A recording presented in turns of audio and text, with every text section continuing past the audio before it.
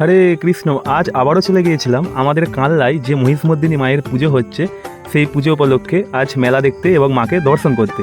তো আমাদের এই মহিষমর্দিনী এই ঘাটেতে ঘাটের ওপরে রোয়াকেতে প্রতি বছর এই মায়ের পুজো উপলক্ষে পুতুল নাচ হয়। তো পুতুল নাচ এখন বলতে গেলে সব কিছুই বিলুপ্তির পথে, তার মাঝেও এখনও এখানে বেঁচে আছে। সেই পুতুল নাচ এখানে হচ্ছে। তো তোমাদের পুতুল নাচ কার কার দেখতে ভালো লাগে আর তোমাদের ওখানে হয় নাকি অবশ্যই কিন্তু কমেন্ট করে জানিও। তো আমাদের এখানে এখনও পুতুল নাচ বেঁচে আছে। তো আমরা মেলা দেখতে গিয়েছিলাম, আমি গিয়েছিলাম, আমার বন্ধুরাও গিয়েছিল। তারপরে দুই প্রভুর সাথে দেখা, প্রভু কম বন্ধু বেশি। তো এদের বাড়ি হচ্ছে কালেখাতলা। তো তাদের সাথে মেলাতে এসে হঠাৎ দেখা হয়ে গেছে। তারপরে চলে গিয়েছিলাম মাকে দর্শন করতে। তো দেখতে পাচ্ছ মায়ের সামনে ঠিক কতটা পরিমাণ ভিড় ছিল। আর মাকে আজ মায়ের দশমী।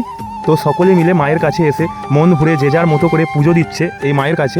তো তারপরে সেই ভিড় এড়িয়েও আমিও মায়ের সামনে এসেছিলাম, মাকে দর্শন করলাম এবং আপনাদেরকেও আমি আমাদের এই কানলা রানীমাকে দর্শন করলাম।